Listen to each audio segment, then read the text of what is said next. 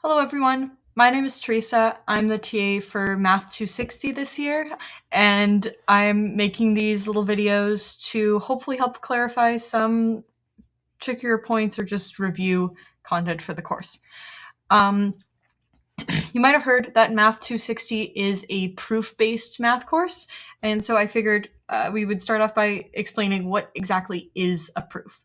Okay, so a proof is a mathematically rigorous argument which asserts whether or not a statement is true. That begs the question, what is a statement in this context? And a statement in math is a sentence that claims some fact. It may be that the statement is true or false. It has to be an assertive sentence or declarative sentence. It can't be like an opinion or something like a command, come over here, is not a valid statement. We also don't consider paradoxes. So something like this statement is false. Like it is formatted like a statement, but for the purposes of this course, we kind of just exclude it from our consideration. Oh yeah, key point. In this class, in any proof-based math, think like a lawyer.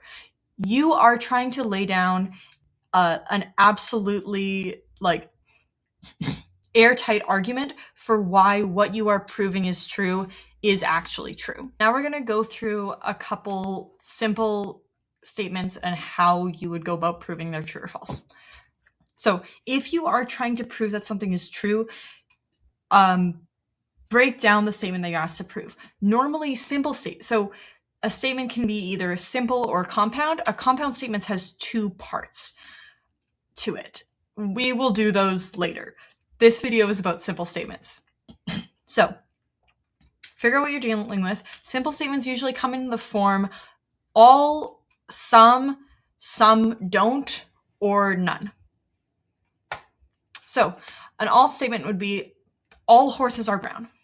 If you are asked to prove that all horses are brown, the only thing that you can do is track down every single horse in the world and show that every single one of those is brown.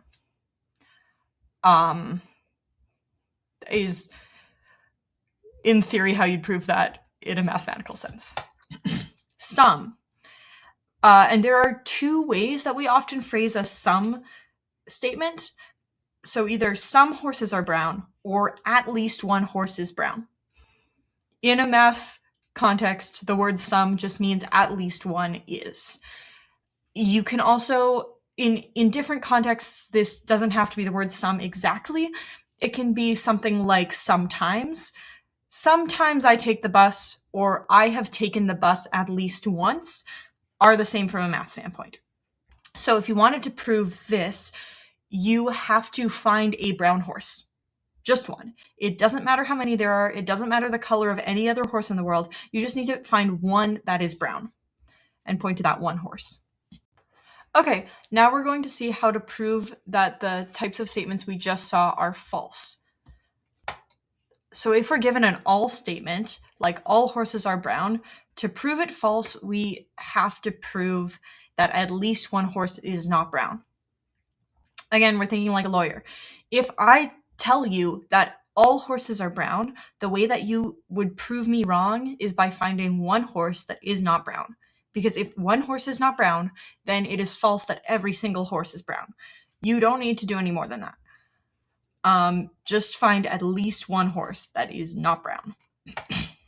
To prove a some statement wrong, if you are trying to prove that the statement some horses, there's a typo, some horses are brown is false, then what you would need to do is to prove that every single horse is not brown. Because my claim, some horses are brown, is the same as saying at least one horse is brown. The way that you prove that no one brown horse exists is by proving every single horse is not brown. So this is like the basic negation of the simple statements. Compound statements can be later on.